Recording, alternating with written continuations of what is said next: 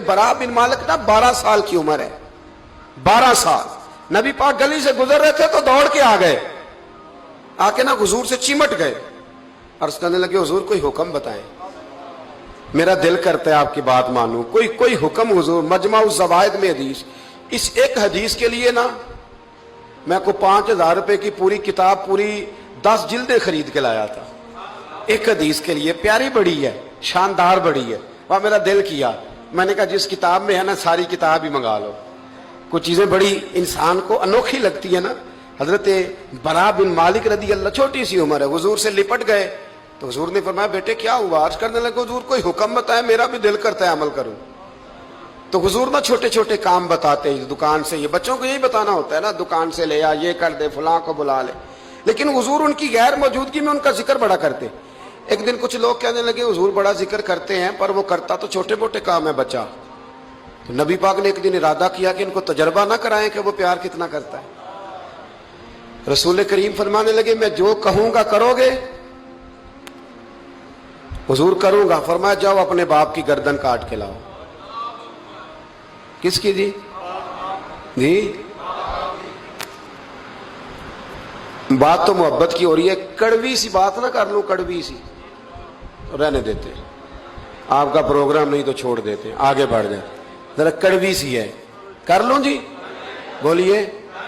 यानी बाप की, हम मोहब्बत रसूल में सिर्फ दाढ़ी की बात करते हैं, किसी की गर्दन की नहीं। सिर्फ हम कहते हैं हुजूर से मोहब्बत है तो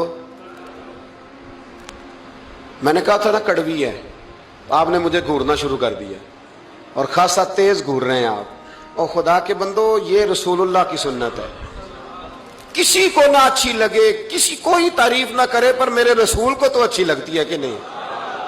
नबी, एक बंदा मुझे कहता है दाढ़ी के नाम पे लोग ताने बड़े देते हैं, दाढ़ी रखी है तो ये करता है। तो मैंने कहा ये नबी पाक के नाम का ताना, इसे खुश होके कबूल कर, इसका बड़ा मजा है, इसको यूं यूं सीना खोल के कह दे ताना, दे ताना। तो कभी कभी ना ऐसा होता था, मैं पढ़ता था तो कभी गुजरते तो कहते वो जा रहे हैं दाता साहब वाले, वो जा रहे हैं गौस पाक वाले। तो मैंने कहा अल्हम्दुलिल्लाह, ये इस तरह हमें रोज छेड़ा करो, इस तरह रोज छेड़ा करो, हमें खुशी होती है। और यहां भी कहना और कयामत में जाके भी यही कहना कि ये दाता साहब वाले हैं, वहां भी कहना कि ये गौस पाक वाले हैं, ये छेड़ो हमें, हम ये छेड़ते हो तो हमें मजा आता है, ये कहा करो, हमें रोज कहा करो।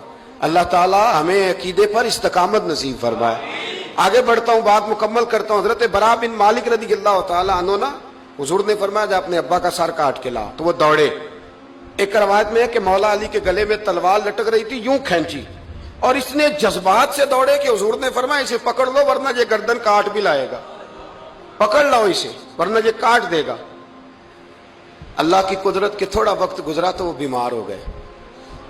दिन में 2 मरतबा मेरे नबी पाक तीमारदारी करने जाते।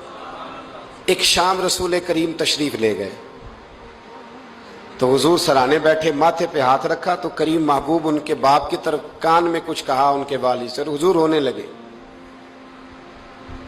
और फिर हुजूर ने दोबारा माथा चूमा, प्यार किया और चले गए। हजरत बरा बिन मालिक छोटी उम्र थी, कुछ ने लिखा तलहा बिन बरा नाम था इनका। तो हजरत तलहा बिन बरा ना अपने अब्बा को करीब बुलाया और चारपाई में बिठाया। कहने लगे अब्बा जी हुजूर क्या फरमा गए? कहा बेटा तेरे वाली बात नहीं। कहा नहीं बताइए। कहा नबी करीम अलैहिस्सलाम ने फरमाया कि शाम को ना मेरे तलहा का इंतकाल हो जाएगा और जब इसकी रूह परवाज कर जाए तो मुझे खबर करना, मैं आके जनाजा पढ़ाऊं। ठंड बड़ी थी, मदीने में ठंड बड़ी थी। हजरत तलहा ने ना अपने बाप का हाथ पकड़ा और अपने सीने पर रखा। कहने लगे अब्बा हुजूर तो जो फरमा गए, पर मेरी वसीयत याद रखना, नबी पाक के दीन का कानून ये है कि जब कोई इंतकाल कर जाए तो जल्दी दफन करो। इस तरह करना, रात का वक्त होगा,